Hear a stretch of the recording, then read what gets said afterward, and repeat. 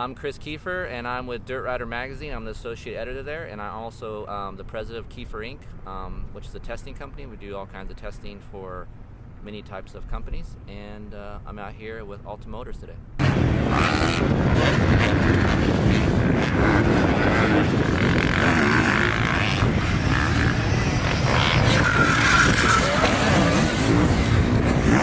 What's cool about having throttle maps on the fly is, you can go to many different types of tracks and the weather. You can't predict the weather. You go to a track that's muddy, you want something with a little heavier flywheel weight feeling and a little bit more smoother, and you want more feeling out of the rear wheel, more traction. And then you get to days where it's real tacky and grippy and you want maximum power because you can get it to the ground. So what's cool about having those 4 optional maps is you can pick and choose what you want. And here today is kind of dry, so I'm still either on map 3 or 4 just because I want some more pull out of a corner to jump some of these bigger jumps. And adjustability is the word I'm looking for. It's really good to have adjustability.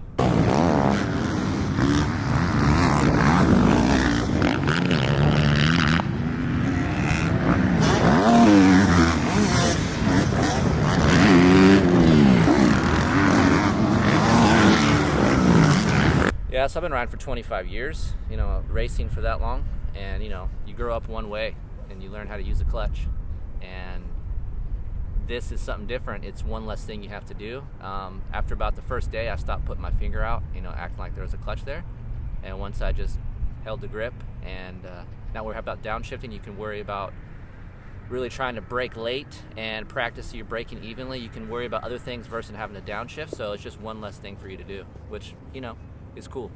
I'm pretty mellow when I ride. I'm a mellow guy. I'm more of a smoother type of rider. I'm not really aggressive, but to me, I go fast when I ride smooth, and that's the good thing about having an electric bike. It's real linear power. It hooks up to the ground really good, so it doesn't take me long to adapt to that. The style of riding I have fits that, so it just takes a little bit to not having a clutch. You're having your finger out. A little bit of a learning curve, but it doesn't take very long.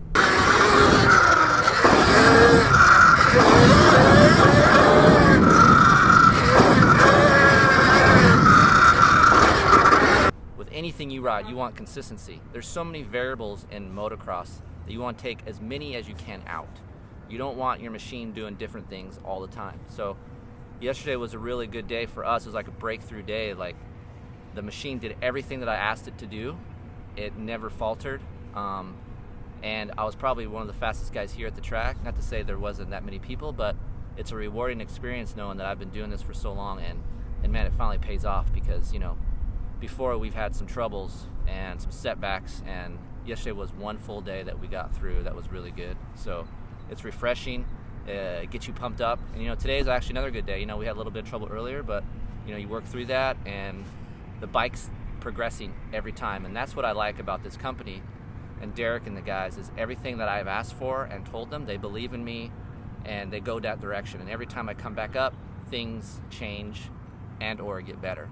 They never just stay the same. So it's good to see that progress is key, and this test this week was rewarding.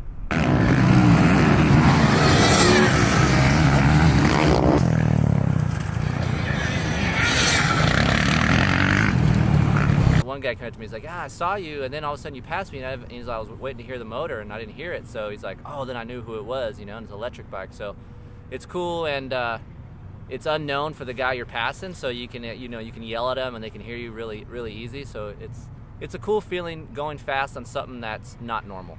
That's the cool feeling. Yesterday was my first day out here testing, and just from the last time, the bike has improved dramatically with overall power. The balance of the chassis feels better with the shock change that they made. It was an open practice day, and the Alta bike held its own against some of the faster guys out here. Lap times were comparable to everybody else's, and it's just fun to see the people's faces when they look at the bike. They can't believe it's an electric bike and it goes that good. So it's capable of doing it. It's just a matter of getting people to believe in the product.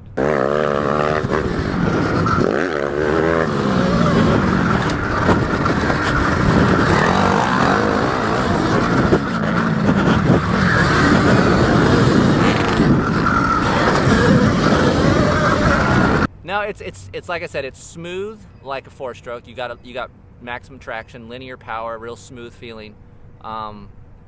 Pulls, actually pulls pretty far. But you got to kind of be aggressive with it. You got to maybe ride it a little bit more aggressive than a 4-stroke, just to get out of the hole a little bit. We're looking for more power, just on really tilled up days to get you better out of the hole. What I call from like 0 to 50, maybe 40%, just right out of the first 100 feet out of the corner. So you got to kind of ride it like a 2-stroke, but yet it's capable of really smooth power. So it's in between. It's hard to judge one or the other, but it's its own brand. It's unique.